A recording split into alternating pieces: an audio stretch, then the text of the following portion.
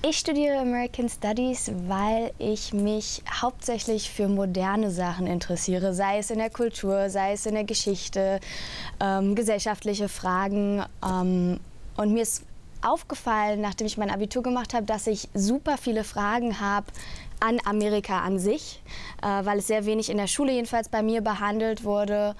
Und es mich sehr fasziniert, wie es dieses Land geschafft hat, innerhalb von so kurzer Zeit mit einer sozusagen so kurzen modernen Geschichte so eine Supermacht zu werden. Und ich wollte das irgendwie rausfinden und diese Fragen für mich klären. Deshalb habe ich angefangen, das zu studieren und es gefällt mir auch sehr gut.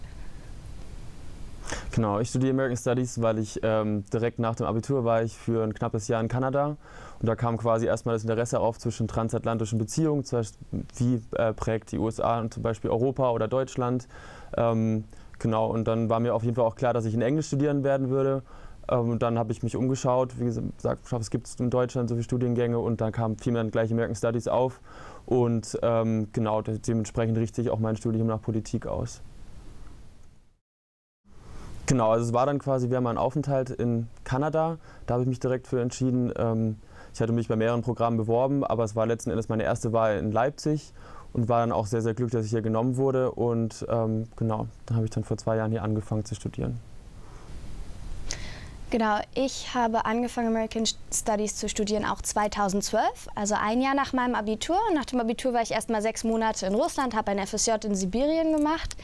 Und damit war dann für mich meine Leidenschaft von Russland abgedeckt. Und dann dachte ich, ich kann mich jetzt der Leidenschaft für Amerika irgendwie widmen. Genau, und mir wurde dieses Programm von einer Freundin, die hier auch ihren Bachelor in American Studies gemacht hat, wärmstens ans Herz gelegt. Und deshalb habe ich angefangen, mich ein bisschen umzugucken und habe mich beworben. Und ja, das war vor 2 Jahren. Ganz schön lange her schon. Welche Voraussetzungen man braucht? Erstmal ist es ganz wichtig, dass man ganz gutes Englisch spricht. Natürlich entwickelt man sich noch weiter im Laufe des Studiums. Auch mein Englisch hat sich noch mal super stark verbessert, als ich angefangen habe zu studieren. Aber das ist schon eine Grundvoraussetzung. Außerdem würde ich sagen, man sollte kritisch denken können und auch anpacken wollen oder Eigeninitiative zeigen wollen, weil wir doch eine relativ große auch Auswahl haben an Sachen, die wir zum Beispiel belegen können. Es ist nicht alles vorgeschrieben. Es ist ein hoher Arbeitsaufwand, den man auch irgendwie bewältigen muss, was mit ein bisschen Eigeninitiative und ein bisschen aktivem Mitdenken, Mitmachen sich aber super leicht dann doch einrichten lässt. Genau, also der Meinung bin ich auch, vor allem sollte man sich am Anfang an klar sein, was man studiert. Man sollte sich anschauen, was das Studium wirklich behandelt. Man sollte bereit sein, viel zu lesen. Da das, wie gesagt, ein geisteswissenschaftlicher Studiengang ist, wird man auf jeden Fall sehr, sehr viel lesen. Wenn einem das nicht liegt, viel zu lesen, sondern man vielleicht eher lieber auswendig lernt, dann ist der Studiengang für einen nichts. Genau, ansonsten viel Eigeninitiative muss man natürlich reinbringen ins Studium, eine Lesebereitschaft und natürlich auch ein Interesse für die Inhalte, die tatsächlich dann gelehrt werden. Mein erster Eindruck war, dass es doch sehr klein ist.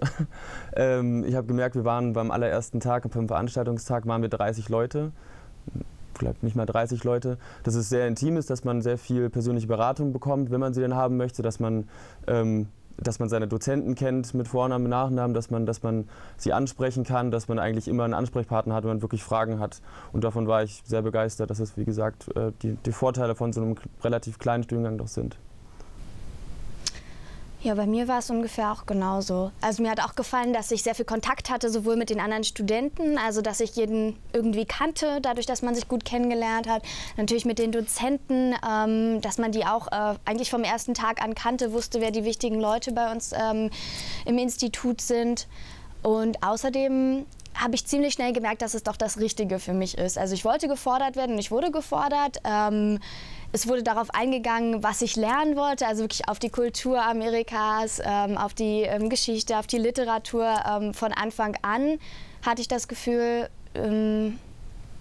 ja, dass eigentlich meine Fragen auch beantwortet werden. Und ich finde es gut, dass wir auch sehr viel aktives Wissen mitkriegen und sehr viel praktisches Wissen. Zum Beispiel haben wir im ersten Semester direkt nochmal gelernt, wie bewerbe ich mich auf Englisch, da sich auch britisches und amerikanisches Verfahren, die amerikanischen und die britischen Verfahren da doch unterscheiden. Wir haben gelernt, nochmal einen Lebenslauf zu schreiben und vor allen Dingen von Anfang an haben wir gelernt, uns klar zu werden, was studiere ich, was will ich während des Studiums erreichen und was möchte ich später damit machen und wo kann ich auch hin. Also wir hingen nie irgendwie so vollkommen in der Luft als Geisteswissenschaftler. Also es wurden uns unsere Möglichkeiten aufgezeigt. Und das fand ich sehr gut. Was ich so nicht erwartet habe. Also einmal, wie gerade erwähnt schon, dass es relativ klein ist, dass es intim ist, dass man wirklich jeden Kommilitonen auch kennenlernt. Das in ein Modul sozusagen, das heißt diese Aufteilung von einem Fach doch sehr viel drinsteckt, dass man immer ein Tutorium hat, in dem man wirklich das grundsätzliche Wissen beigebracht bekommt. Das heißt, wie schreibe ich tatsächlich? Man hat immer ein Seminar, über das man das reden kann. Und dass man auch noch eine Vorlesung hat, dass immer diese Dreigliedrigkeit da ist, sodass es einem wirklich eigentlich nur klar werden kann während diesem Modul, was man gerade macht und wie man es machen muss. Und genau, es wird einem einfach genau dann eine große Hilfestellung geleistet. Und das hätte ich jetzt nicht so erwartet. Ich hätte gedacht, vielleicht gibt es auch eine Vorlesung und man muss zu Hause dann dementsprechend es nachbereiten oder sich dann selber darum kümmern, was man aus der Vorlesung macht. Und da war ich sehr positiv überrascht von dem Aufbau hier. Ja, eigentlich kann ich mich da nur anschließen. Viel anderes gibt es auch nicht.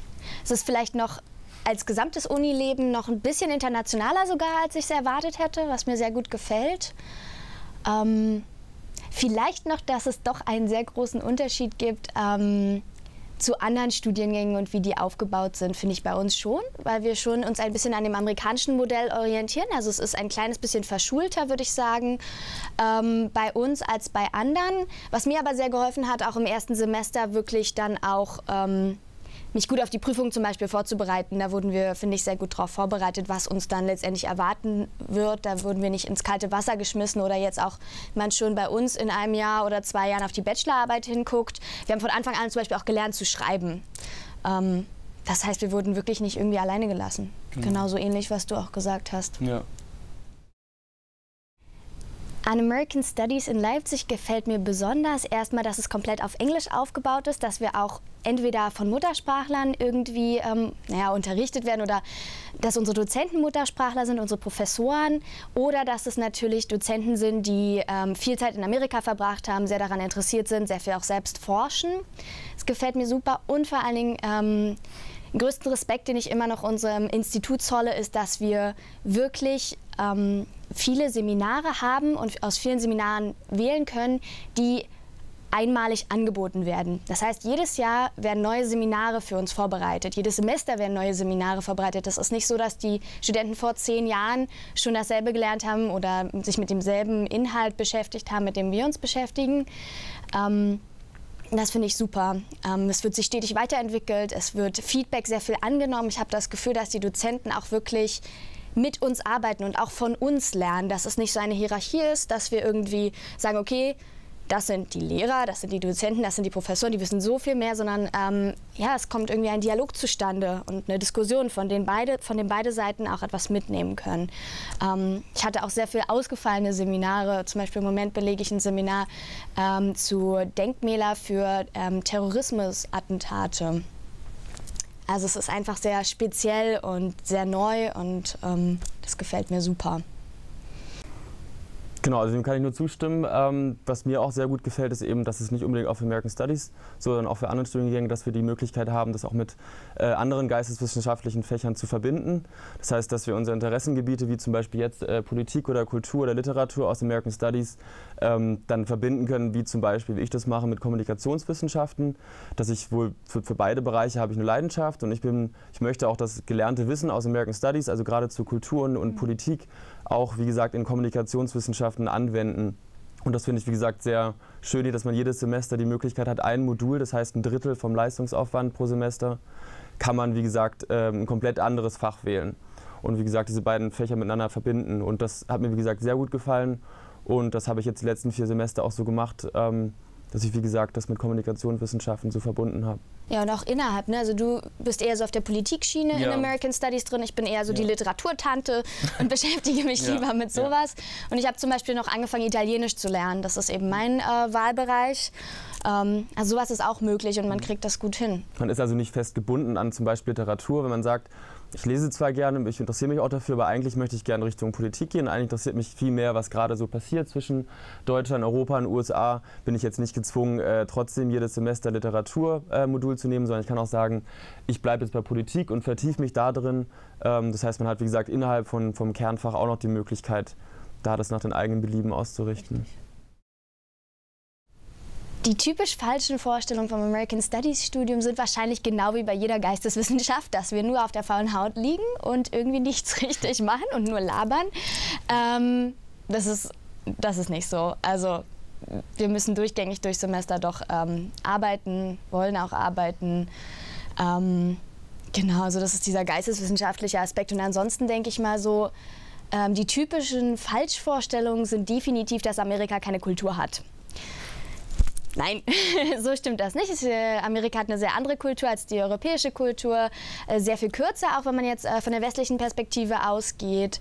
Sehr viel moderner, mit vielen anderen Medien. Zum Beispiel arbeiten wir auch sehr viel mit Filmen, mit Serien, mit Comics teilweise sogar. Also ja, kann man das irgendwie nicht vergleichen, auch mit dem, was man vielleicht in Germanistik lernt, was man von der deutschen Kultur kennt. Wenn wir da uns den Goethe, Schiller und Bach irgendwie vorstellen, dann ist es natürlich sehr anders, aber genauso spannend, wenn nicht sogar noch spannender, würde ich sagen.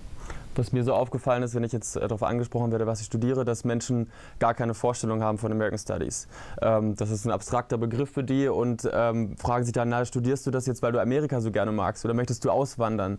Also viele denken, das sei ein Amerika verherrlichender Studiengang, dass man quasi das nur studiert, weil man das ja so gerne mag, weil man gerne in Urlaub geht in die USA. Ja. Aber wie gesagt, das ist ganz anders. Also wird einem beigebracht, kritisch zu denken. Es werden immer zwei Seiten gezeigt, also gerade auch in Essayform. Bei einem aktuellen Thema sehen wir immer zwei Seiten. Das heißt, einmal ein Essay, was quasi die Politik unterstützt oder die versucht zu erklären, die aktuelle, und eins, was eben dagegen spricht. Das heißt, wir werden nicht auf Amerika ausgerichtet, nicht auf das Gedankengut, sondern uns wird, wie gesagt, immer zwei Blickwinkel werden uns gezeigt.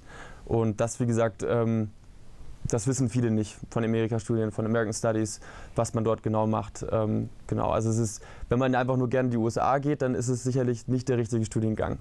Es ist also nicht einfach nur, ja. Das ist kein Hobby. Es ist kein Hobby, genau. Also es macht man nichts nebenher, sondern es ist ein sehr kritischer Studiengang. Und genau, so ist das. Schaut euch auf jeden Fall, auf der American Studies Homepage gibt es einen Modulkatalog. Man kann dort sehen, welche Module pro Semester angeboten werden. Da ist eine kleine Beschreibung mit dabei. Man sieht dort, was für Themen besprochen werden, was unter anderem für Bücher man liest. Soll man sich mal anschauen, wenn man die Möglichkeit hat, in der Heimatstadt zum Beispiel auch dort Schnupperkurse zu machen, in Geisteswissenschaften oder American Studies an der Uni, dann soll man sich das mal anschauen, schaut, ob es einem wirklich interessiert, ob einem auch, wie gesagt, Politik, Literatur gefällt. Und wie gesagt, wenn das so ist, dann auf jeden Fall herkommen, kann ich nur empfehlen. Wenn man allerdings merkt, oh, das ist gar nicht mein Ding, das, was im Semester besprochen wird, dann vielleicht mal weiterschauen, ob man was anderes findet. Gibt es eigentlich nicht viel hinzuzufügen. Vielleicht noch, dass man unbedingt irgendwas studiert, was einen wirklich interessiert. Dass man nichts machen sollte, weder in die eine noch in die andere Richtung, also nicht Medizin, weil man vielleicht gute Jobchancen hat, oder Jura, weil man irgendwie viel verdienen will später, noch irgendwie American Studies, wenn es einen nicht wirklich interessiert, nur weil man denkt, na, vielleicht ist das ganz nett so und das kann ich mal machen, sondern wirklich irgendwie nach den Interessen handeln, weil auch aus unserer Erfahrung, wir haben ja mit vielen Leuten auch zu tun gehabt, jetzt in unserem Studiengang, die vielleicht dann auch damit wieder aufgehört haben. Ohne Interesse geht's nicht. Überhaupt nicht. Also, aber wenn es einen interessiert, dann finde ich, sollte man auch wirklich danach handeln und nicht irgendwie schon zu weit in die Zukunft gucken, weil wir sind jetzt im Bachelor, es ist ein Bachelor im Moment, wir haben natürlich auch noch einen Master, aber also was man dann wirklich damit macht, ist eine ganz andere Geschichte, aber erstmal sich ein Wissen anzueignen, zu studieren, irgendwie vor allen Dingen auch diese ganzen Soft Skills mitzubekommen, die man lernt, da sollte man auf jeden Fall auf sein Interesse gucken. Was ich nach dem Studium machen möchte, weiß ich auch noch nicht so genau. Ich habe da ein paar Ideen. Also ich denke, ich werde irgendeinen Master noch machen. Ich weiß aber noch nicht, welcher das sein wird. Und mein Berufsziel ist eigentlich, dass ich sehr gerne an einem Goethe-Institut im Ausland arbeiten würde. So im Rahmen Kulturprogramme, Projektmanagement. Und da könnte ich mir auch vorstellen, zum Beispiel in Amerika zu arbeiten. Aber das muss auch nicht so sein. Aber gerne eigentlich im Ausland. Genau. Also ich möchte nach dem Studium natürlich unter anderem auch meinen Wahlbereich, das Kommunikationswissenschaften, weiter vertiefen. Das werde ich jetzt auch im Rahmen meines Auslandsjahres machen. Wie gesagt, mich dort auf Kommunikationswissenschaften konzentrieren. Und mein Plan ist es auf jeden Fall auch, den Master dementsprechend auszurichten und dann, wie gesagt, das angeeignete Wissen über Kultur und Politik und Gesellschaft von den USA eben damit zu verbinden und möglicherweise auch in einer amerikanischen Firma zu arbeiten, sei es in der Kommunikation oder im Marketing- oder PR-Bereich. Genau, das stelle ich mir momentan so vor und das gefällt mir sehr gut.